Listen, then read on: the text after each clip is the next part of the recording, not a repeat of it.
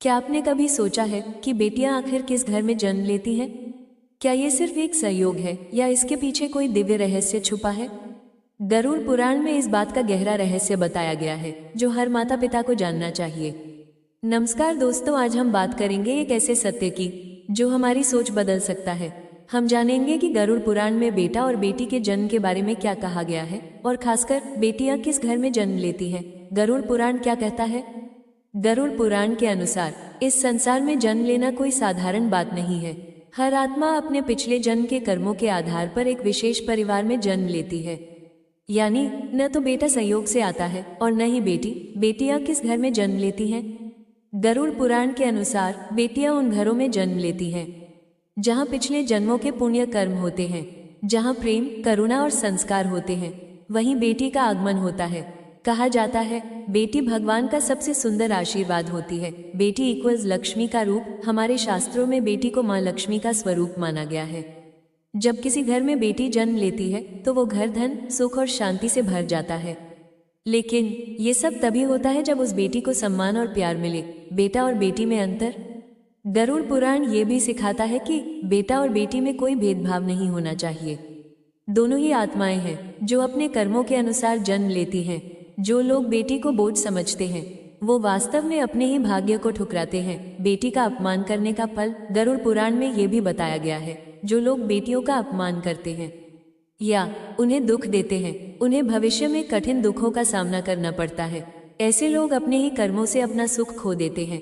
एक छोटे से गांव में एक आदमी रहता था जिसका नाम था रमेश। उसके घर में पहले से एक बेटा था और वो हमेशा भगवान से यही प्रार्थना करता था, हे भगवान, अगली बार मुझे बेटा ही देना। समय बीता और एक दिन उसकी पत्नी ने एक प्यारी सी बेटी को जन्म दिया। लेकिन रमेश खुश नहीं था। उसने बेटी को गोद में लेने से भी मना कर दिया और गुस्से में बोला, मुझे बेटी नहीं चाहिए थी, ये मेरे किसी काम की नहीं। उस दिन से उस घर में बेटी के लिए प्यार नहीं, बस जिम्मेदारी और बोझ का एहसास था। वो छोटी सी बच्ची जिसका नाम था पूजा, वो हमेशा अपने पिता के प्यार के लिए तरसती रहती थी। जब भी उसका भाई कुछ अच्छा करता, पिता उसे गले लगाते, लेकिन जब पूजा कुछ अच्छा करती तो बस चुप्पी मिलती। एक दिन पूजा ने अपने पिता से पूछा, पापा, क्या मैं अच्छी नहीं हूँ? उस मासूम सवाल ने भी रमेश का दिल नहीं बदला। समय धीरे धीरे गुजरता गया और बच्चे बड़े हो गए।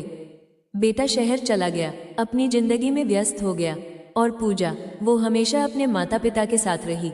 उसने कभी शिकायत नहीं की, बस चुपचाप अपना फर्ज निभाती रही। एक दिन रमेश बहुत बीमार पड़ गया। अब उसे सहारे की जरूरत थी, किसी अपने की जरूरत थी। उसने अपने बेटे को फोन किया, लेकिन बेटे ने कहा, पापा, मैं बहुत बिजी हूँ, बाद में बात करता हूँ, और फोन काट दिया। उस दिन रमेश की आंखों से आंसू निकल आए। जिस बेटे के लिए उसने सब कुछ किया वही आज उसके साथ नहीं था।